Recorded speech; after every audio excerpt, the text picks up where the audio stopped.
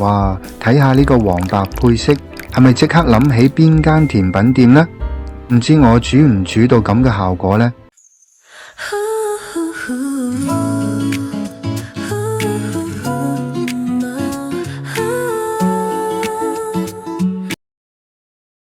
大家好，歡迎返嚟我嘅 channel。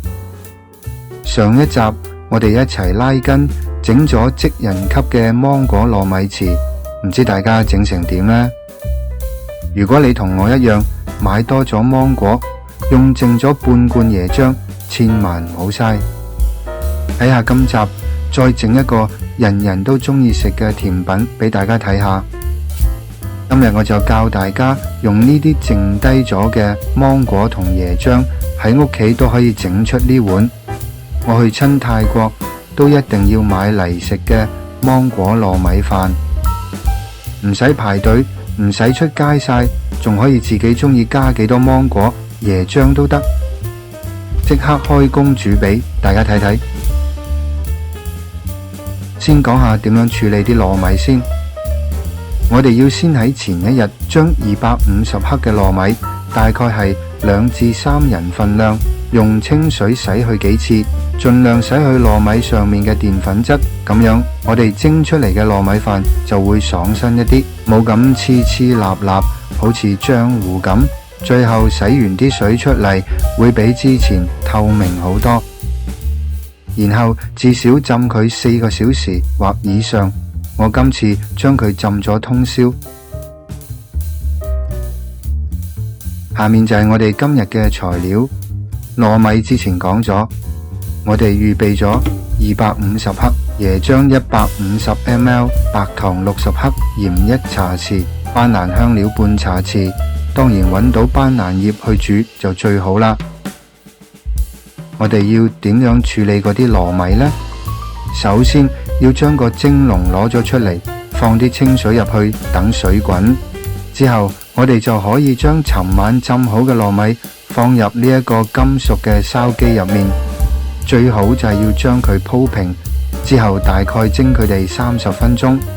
如當中過咗15分鐘，我會先打開個蓋，將裏邊嘅糯米反一反佢，等佢所有糯米都能夠均勻咁樣蒸熟。之後我哋同時間就要處理我哋要溝喺糯米飯嘅椰漿啦。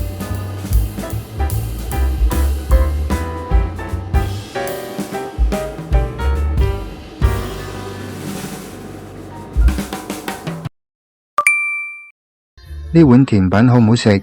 個椰汁底佔咗50分，好多人直接倒罐椰漿落去，咁樣太膩啦。椰漿要加埋60克糖先至夠味㗎。仲有，記住要加少少鹽，冇錯，係鹽。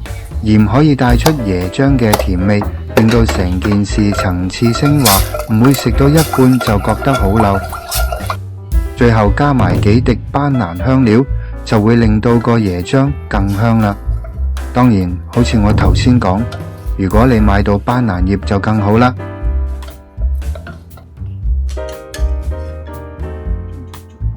煮好嘅椰漿就要慢慢逐啲放落去蒸好嘅糯米飯上面。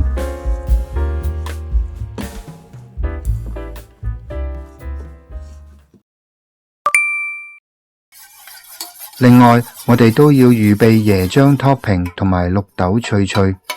咁我哋要預備椰漿150 ml， 糖20克，鹽大概半茶匙就可以。如果你中意嗰種掛杯嘅濃口感，可以細火加熱，加少少粟粉芡，包你食到停唔到口。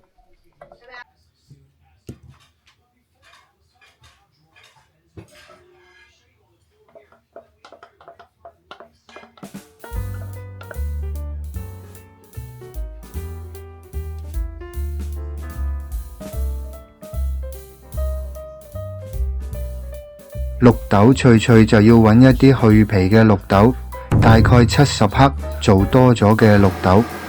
我哋可以放喺雪櫃，留返下次用。首先都係先洗一洗啲綠豆，之後就將綠豆蒸佢20分鐘，然後攞出嚟吸乾綠豆表面嘅水分，之後用中細火用油炸到佢脆卜卜，咁樣糯米鬆軟，綠豆鬆脆，呢個先至係泰國糯米飯嘅精髓。